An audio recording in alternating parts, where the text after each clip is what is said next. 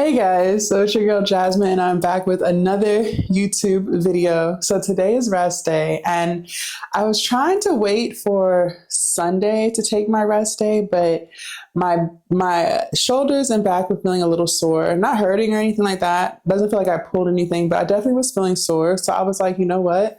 I'm going to take rest day today and see how I feel tomorrow. See if I decide to work out tomorrow or if I might make Sunday another rest day. But I wanted to share with you guys some things that I've been doing to kind of keep my thoughts in order. I really want to achieve my fitness goals and my weight loss goals, my body goals. And one thing that I stress a lot to you guys is like mental health and checking in on your mental health.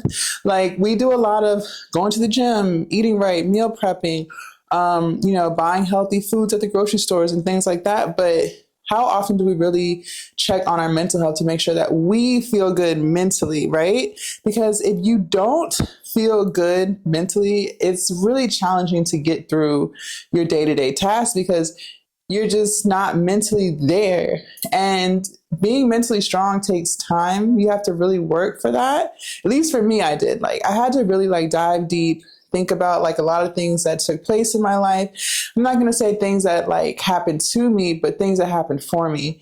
And I always do that. I always try to change how I say things, how I word things, so that it can always sound positive, so that I'm constantly bringing positivity into my life. Or at least that's what I try to do. So like you guys just heard me say, I never say things happen to me. I always say things happen for me.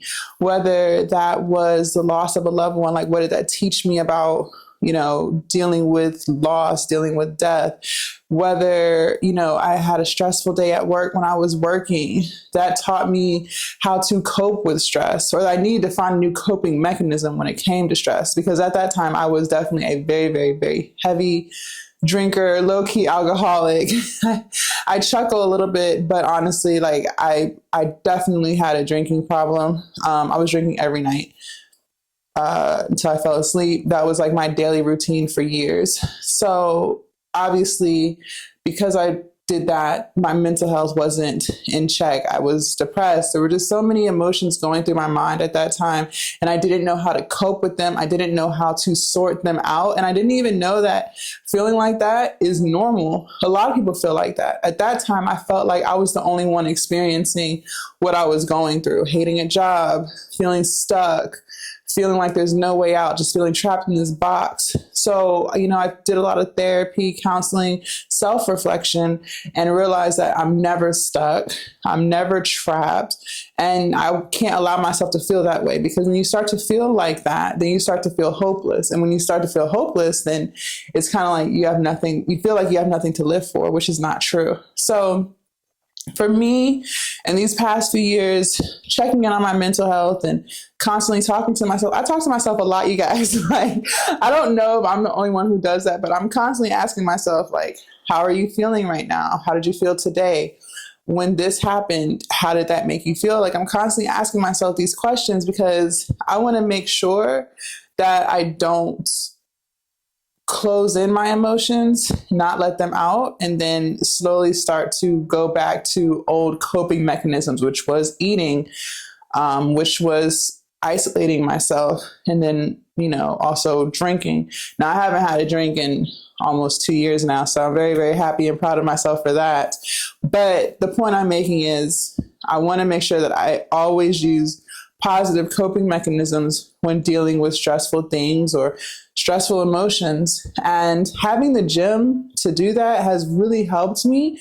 And that's why I work out so hard. I know that may not be everybody's thing. And that's why I say to you guys, yes, you have to work out. Yes, you have to put in some weight training and resistance training, but that doesn't have to be your outlet when it comes to stress or, checking in on your mental health. That's mine. So that's why I don't mind being there for 2 and 3 hours, because that's what helps me. That's what helps me find myself. That's what helps me lock into myself.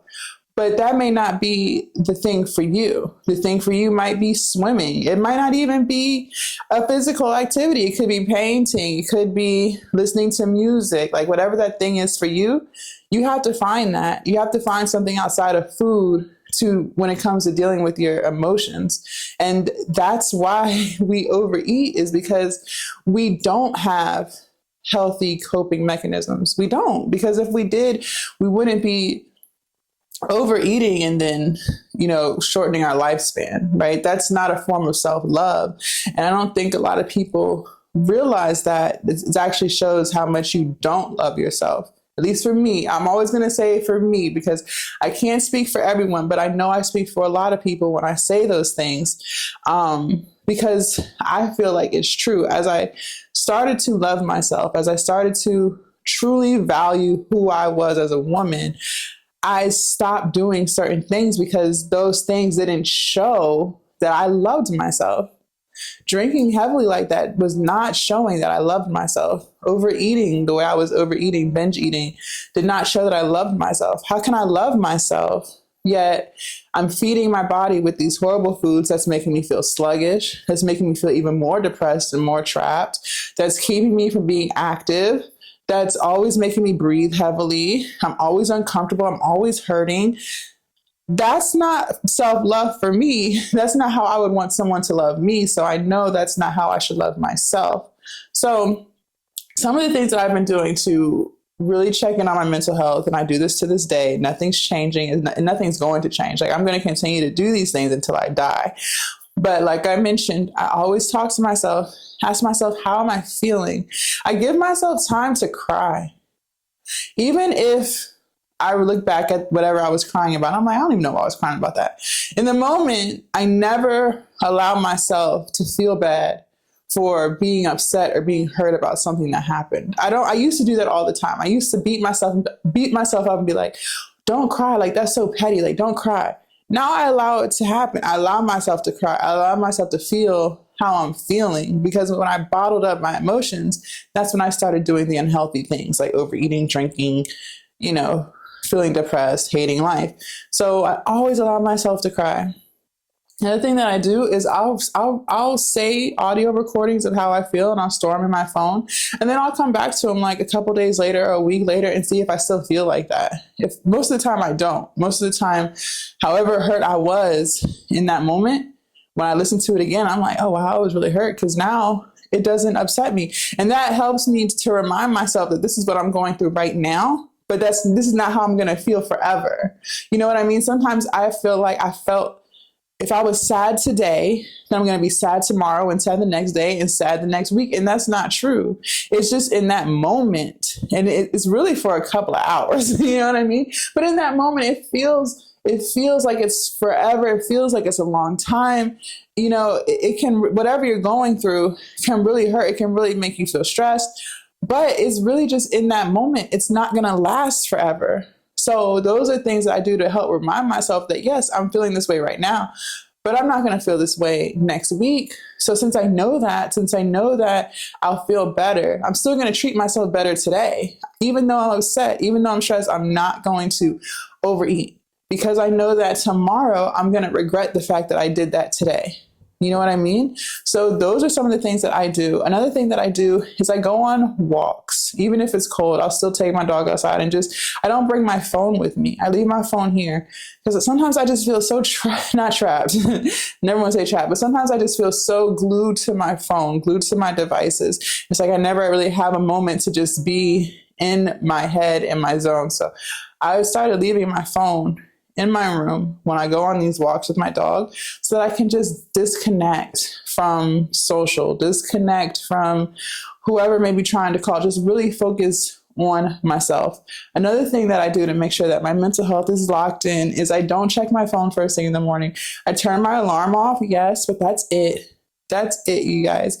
Because before, years ago, the first thing I would do is I would get out of bed and start looking through my phone. And whatever I saw on my phone, whether it was good or bad, is how I was starting my day. So if I was starting my day looking at something negative on the shade room, I'm literally starting my day negatively. So what kind of day do I really think I'm going to have?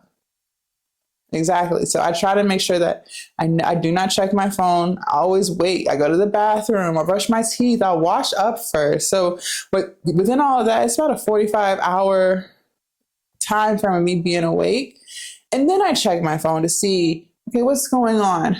how did this video do? How did this video do? Let me respond to comments. Let me check my OnlyFans, things like that. Because it can be really hard to get away from your phones. Like, we're on our phones all the time. All the time. And when I go to the gym, it's so crazy because most of the people, like if you look around, are on their phone. And it's not like they're just changing their song real quick in between sets. Like, no, people are on social in between sets. Like, we can't even lock in to ourselves for an hour or two and just be about ourselves without being on our phones. Am I the only one that finds problems with that? Like, it shouldn't be like that. We should be able to be in our own zones without having to feel like we have to check Instagram or we have to check Facebook. Like, remember those days when that wasn't a thing? Am I the only one? Or did y'all forget? That used to be a thing. It really used to be a thing. It used to be a thing where people communicated with each other face to face. Now everything is through DMs and comments and shares. So not staying glued to my phone is really important for me. Another thing that I can say is allowing myself time to just do what I like to do, even though I don't do it often as I should. Something that is just for me, that I'm not going to record, that I'm not going to take pictures with, just for me, which sometimes is just watching Lifetime movies. As cheesy as they are, I find fun in that. I really get into some of them. So I allow myself to do that without feeling bad. Sometimes I get so locked into being productive and making sure that every single thing that I do has a purpose. Every single thing that I do is productive. And that can be overwhelming because then it's like I never have a moment to just be Jasmine, right? So allowing myself time to do things that I like to do that isn't about content or filming something for content, things like that. So I hope these tips helped you guys. Please make sure y'all check into your mental health. Make sure that you always try to keep yourself mentally strong. And it's hard. You're going to have days where you might feel super, super sad and you just kind of have to ride it out. Don't resort to negative vices. Okay. Sometimes I have days and nothing could have happened. That's the crazy thing about it. Like, sometimes nothing happened. Sometimes it did, but sometimes nothing happened. And I'm just feeling these feelings of sadness or these feelings of anxiety. It just is random sometimes. I hate those days. They don't happen as often as they used to, but I still do get them. And I just ride it out. I don't take a drink of alcohol. I don't indulge in something sweet. I just ride it out. I recognize that I'm not going to feel like this tomorrow. This is just right now. I'll ask myself, like, where do I think this anxiety is coming from? Where do I feel like these feelings of sadness are coming from? I'll ask myself these questions and just really be honest. Like, I think it started because when I went to the gym today, I wasn't able to lift the weight that I wanted to lift. So then I started to feel like I was doing something wrong. Then that turned into someone, being rude to me at the grocery store. So that kind of turned me off. Then, like, I literally list out everything that happened that day that allowed me to now in this moment feel anxious or feel sad. And I give myself grace. I say, okay, it's okay. Like, you didn't lift it today. Doesn't mean that the next time you lift, you're not going to be able to hit it. I reassure myself. I try to let myself know that I can't allow something that went wrong to affect my entire day. I'm not always good at it, but I do try to remind myself that, again, it's just in the moment. It's not forever. So those are some of the things that I do. Never feel bad about how you feel. Never feel bad about how you feel. And if you vent to people, be careful who you vent to. That's the other thing that I wanted to tell you guys, because if you vent to someone who's negative, you're going to get negative conversations back and you're just going to feel even more negative.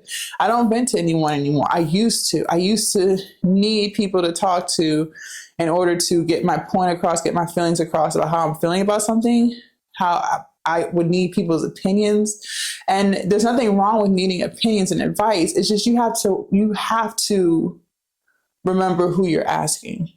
Okay, so if you're going through something, try to find someone who who's already been through that and had a positive outcome to ask. Don't ask people who are negative or who feel like woe is me. who aren't doing anything with their lives, don't ask them, because then you're not going to get the best advice. And then you're still going to feel how you feel. The point is to feel better, right? So just always be mindful of who you ask certain things to. And then try to use some of the tips I just gave you guys when it comes to sorting out your feelings so that, you can feel better later. Because at the end of the day, anything that you need is within you. It's not outside of you. I know a lot of times we think, oh, I need this person for this and I need that person for that, but you don't. What you need is within you. If you need a dose of happiness, it's within you. If you need peace, it's within you. Okay. Everything is within you. It's never external. It's never external. It's all within you. How you feel. You can pull yourself out of slumps, but you have to understand that in order to do that, you have to fix what's within you. Okay, so I hope this video helped you guys. Definitely like doing these mental health check-ins. I just feel like it's not talked about enough. And when it comes to weight loss, it's so important to feel mentally strong most days.